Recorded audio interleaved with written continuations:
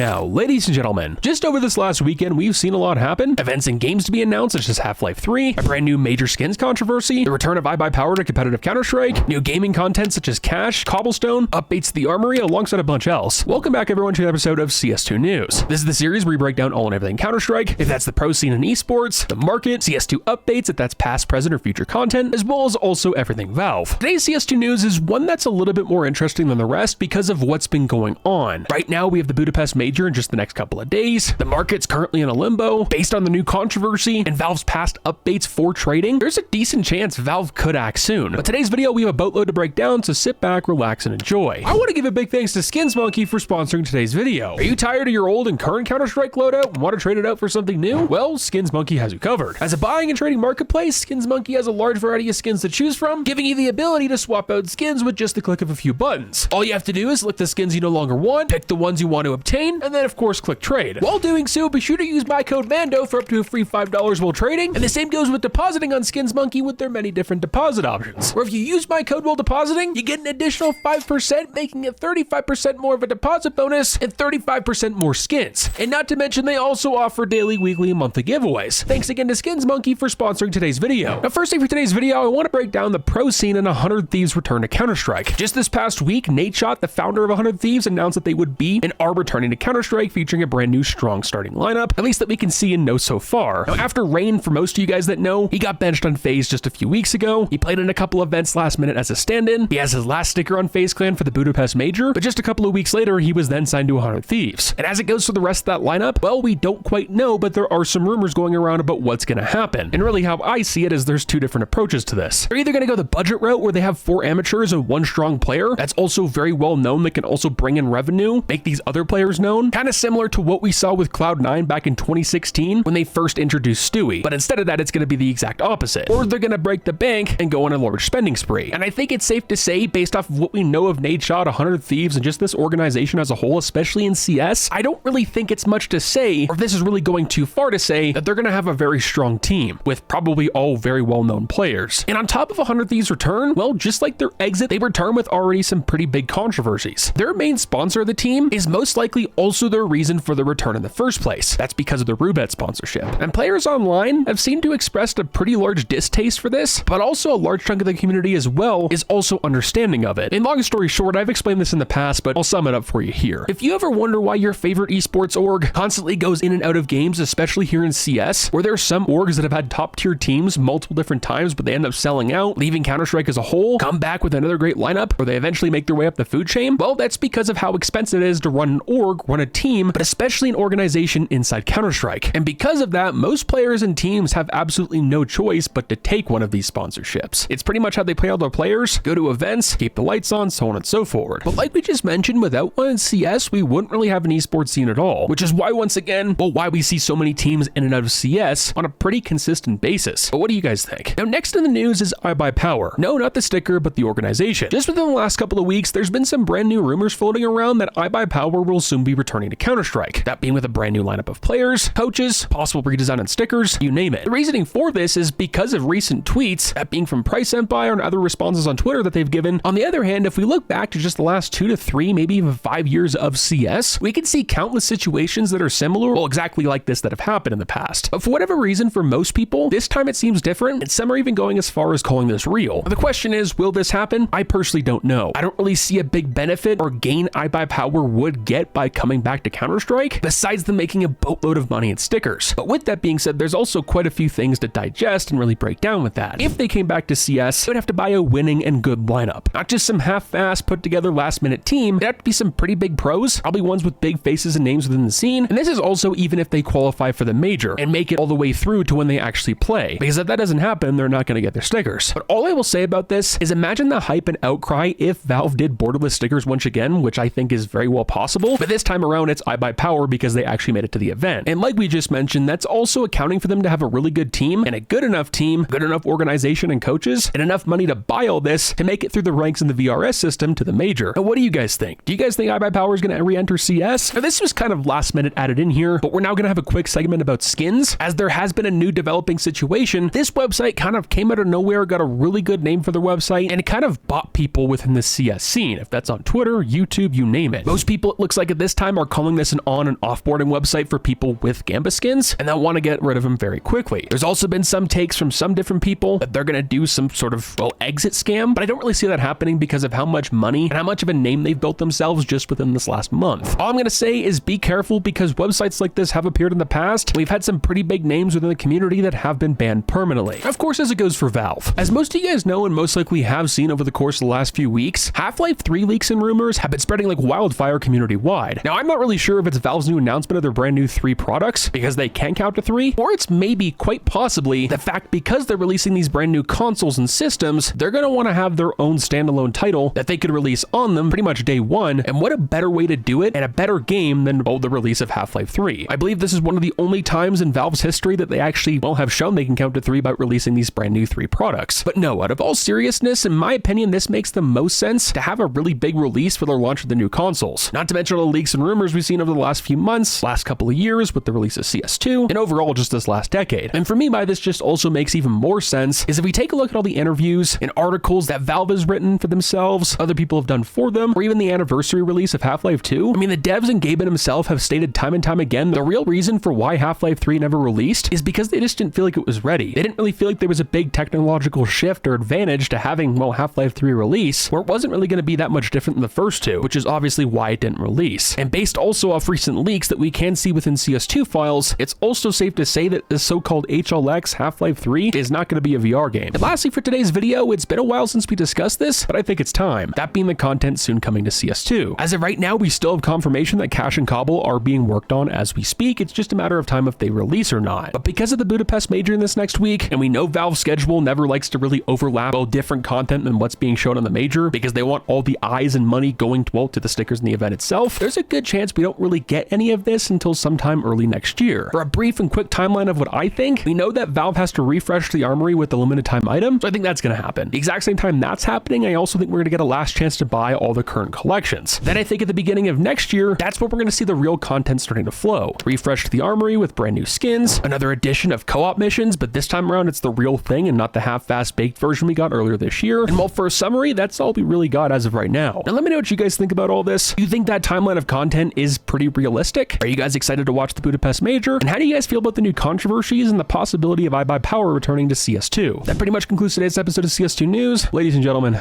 Fallout.